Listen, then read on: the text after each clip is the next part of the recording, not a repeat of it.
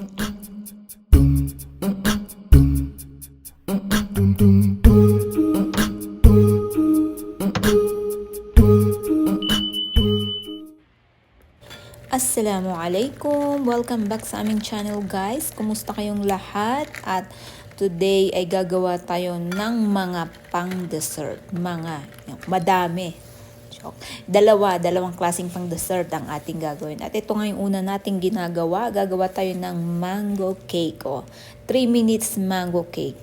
At ito, nagbabalat na nga ako nitong malalaking mangga. Ayan, masya Allah. Balatan lang natin itong mangga. Pagkatapos ay hihiwain natin ito ng maninipis. Kumbaga parang kaparehas ito ng mango grahams. Pero kasi wala tayong grahams ngayon. Hindi grahams ang gamit natin dito. Ibang biskwit siya. Pero parang grahams din.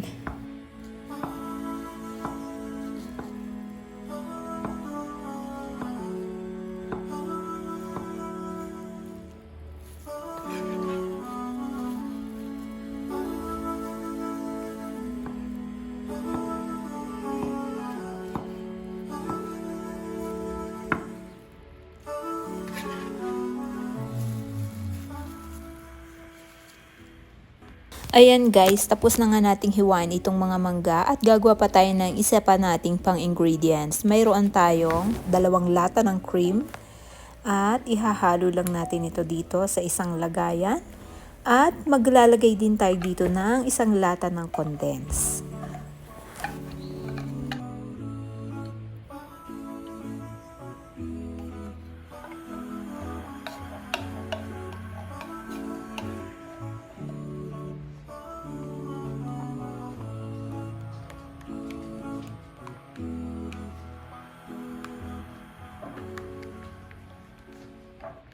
Ayan guys, kapag nahalo na nga nating mabuti itong cream at condensed milk, ilalagay na natin ito sa isang lagayan.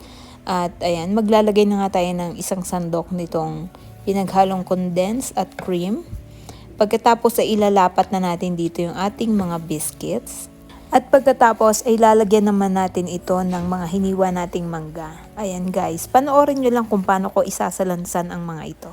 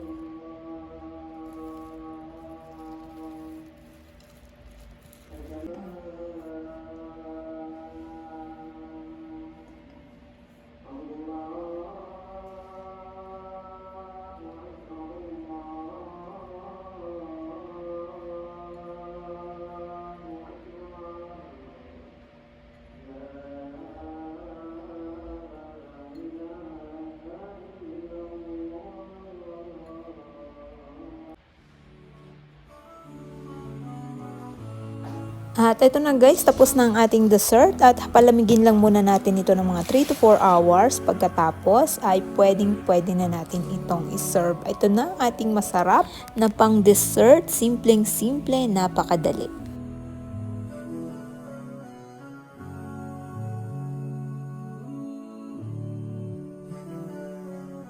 At para naman guys, dito sa ating pangalawang pang dessert ay gagawa tayo ng fruit macaroni salad. At ito na nga guys ang ating mga ingredients. Meron tayong isang lata ng condensed, dalawang maliit na lata ng cream, at meron din tayo ditong isang maliit na lata ng evap. At syempre ang ating corn, meron din tayong fruit cocktail, at ito rin ang ating mayonnaise. Ayan. Papakuluin muna natin itong ating macaroni. Siyempre, palalambutin natin. Ayan. At mainit na tubig na nga itong nilagay ko dito sa kaldero para mas madaling kumulo. At naglagay na rin ako ng mantika. At ngayon naman ay maglalagay ako ng asin. Ayan. Halu-haluin lang natin ito. Pagkatapos ay lutuin natin dito itong ating macaroni. Ayan, mantika pala para hindi magdikit-dikit yung macaroni, no? Ayan, naantabayanan lang natin ito hanggang sa maluto. Hahaluin natin paminsan-minsan.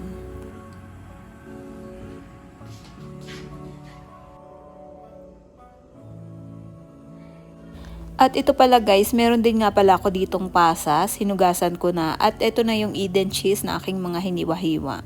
O ayan, nakaready na ang ating mga ingredients para sa ating masarap na macaroni salad. Check natin yung ating macaroni.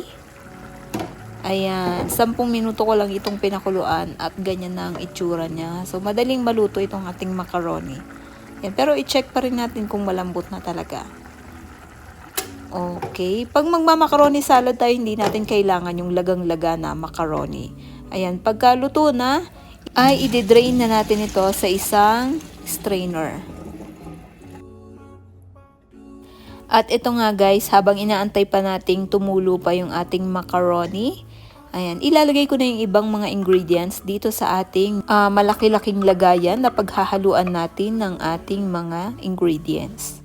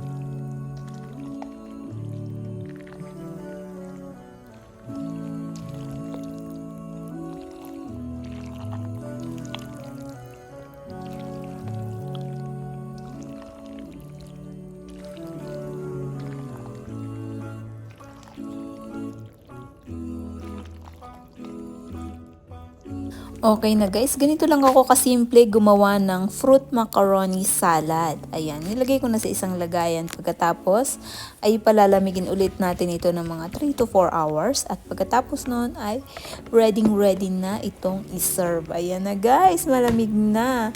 At titikman na natin itong ating masarap na macaroni salad. At sana ay nagustuhan nyo itong aming simpleng dessert. At kung kayo ay bago dito sa aming channel, huwag nyo kalimutang mag-subscribe, like, at share. Yun lang, makasalama. Maraming salamat. Syukran.